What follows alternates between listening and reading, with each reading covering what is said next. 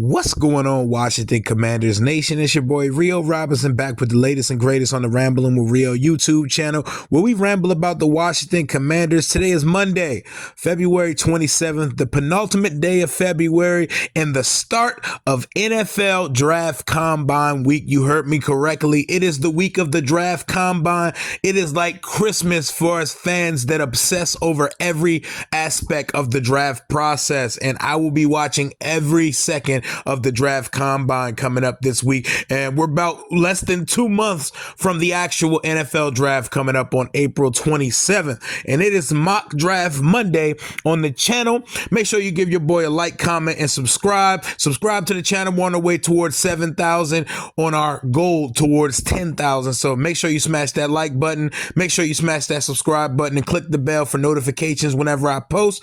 Today, we're talking about a sneaky position of need for our Washington Commanders.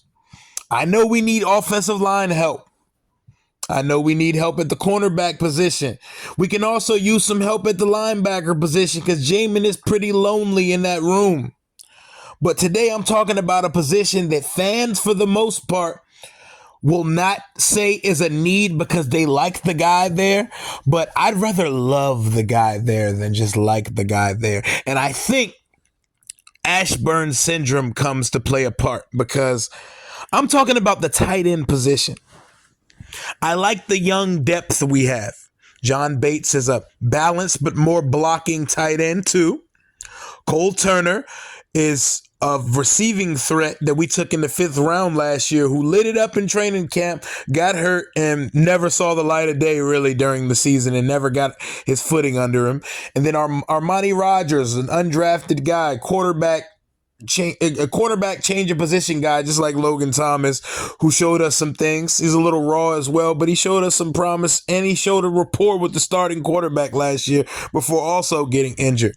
That is just like a clusterfuck of unproven young potential at the position. And with the acquisition of Eric Bieniemy as the offensive coordinator and the work he did with Travis Kelce in that Chiefs offense, we need a dynamic guy starting here at the tight end position.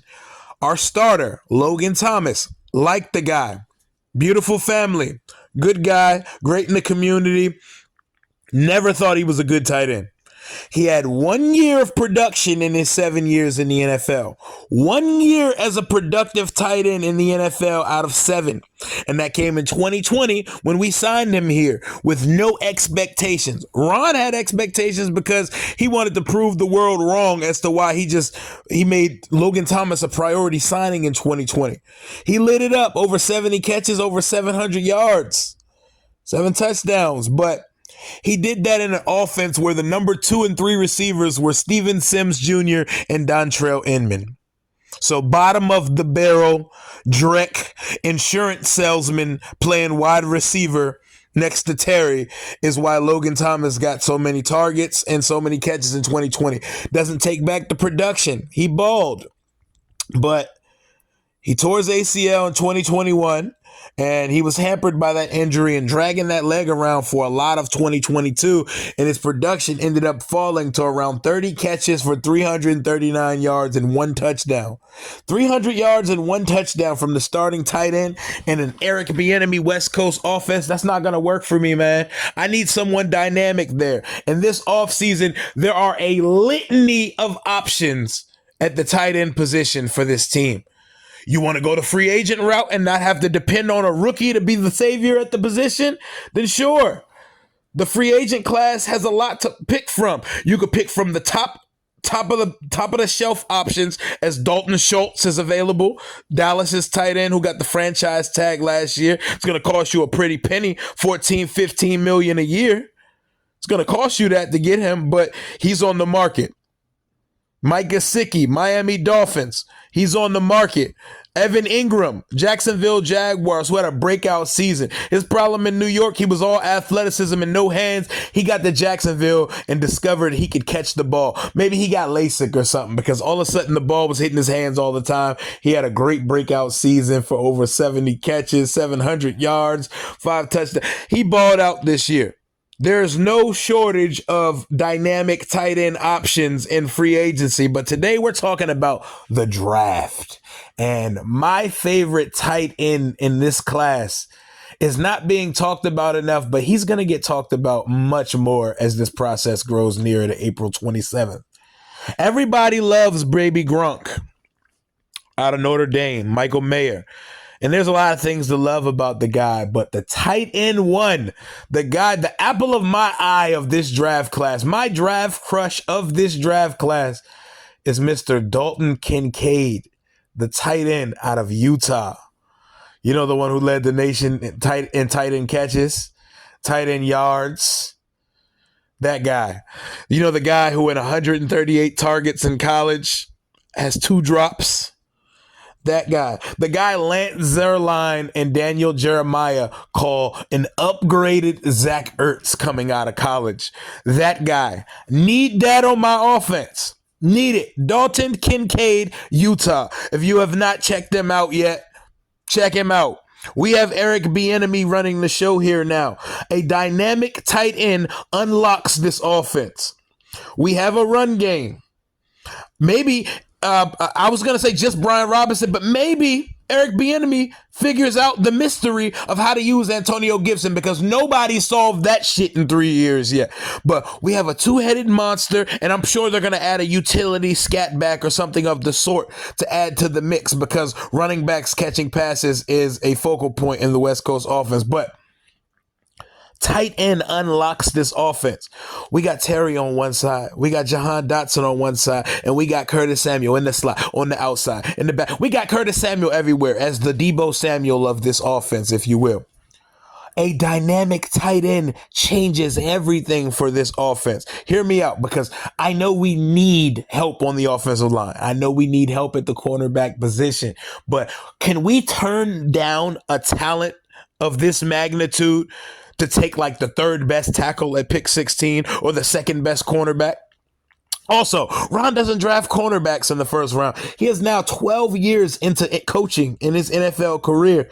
Hasn't drafted a DB in round 1 one time. Hasn't happened yet. So I think the likelihood is that they would draft a tight end before they would draft a corner in the 1st round, because Ron, being the boomer that he is, has not shown me that he's able to do something against the grain and against the norm of what we're used to seeing in his career thus far. He's a creature of habit, and I don't see that changing in year 12 drafting. So I think we're going O-line or tight end here at 16. I think tight end is in play, and if I had to make my selection of tight end at 16, I'm taking Dalton Kincaid out of Utah.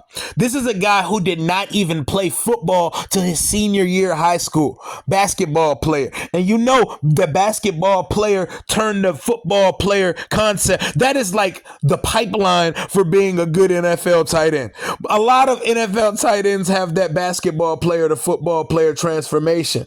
You know how that goes. Antonio Gates, Tony Gonzalez, 2 of the greatest tight ends ever. You know how that works.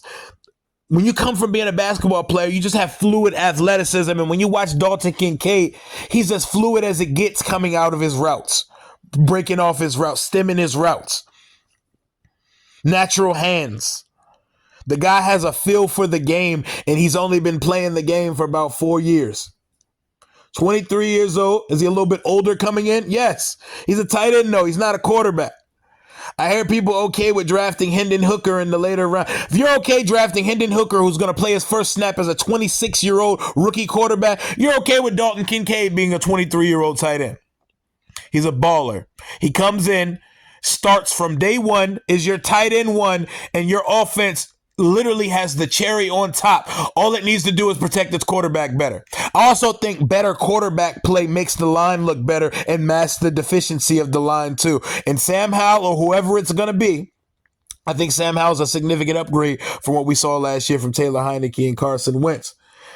You know what the best tool to get a young quarterback while he's learning a new system? A security blanket. And the best security blanket for a young quarterback is a young dynamic tight end. Pair him with the 23-year-old quarterback and let the weapons go out and thrive and prosper together. Mock Draft Monday for the Washington Commanders on the Rambling with Rio channel. Washington selects tight end Dalton Kincaid, Utah. If you don't know, check him out. The boy is an absolute baller, and he is my draft crush of this class, period. Love the guy.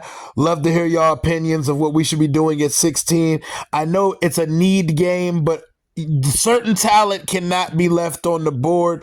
Maybe the value is better if we trade back, but I've seen Titans go higher. I've seen TJ Hawkinson, and I've seen guys go higher. And I love the tight end class. I love Michael Mayer, Dalton Kincaid, Darnell Washington, Luke Musgrave. There are some guys in this class, man. Sam Laporta out of Iowa. There's some guys in this class, but I think when it's all said and done, the guy in this class that is going to eventually join the ranks of the Dallas Goddards, the Travis Kelce's, and the George Kittles of the world, I would bet my money on the basketball turned football player out of Utah, Mr. Dalton Kincaid. That's my guy. I want it. I need it, and would love to see him in Washington. And I hope he puts on a show when the tight ends go out and do work during this combine week. It's combine week, y'all. The draft is soon approaching, and I cannot wait to watch the Underwear Olympics this week. Content coming all week. Hail to the Washington Commanders. Like, comment, and subscribe, and let me know what y'all think in the comments. Deuces.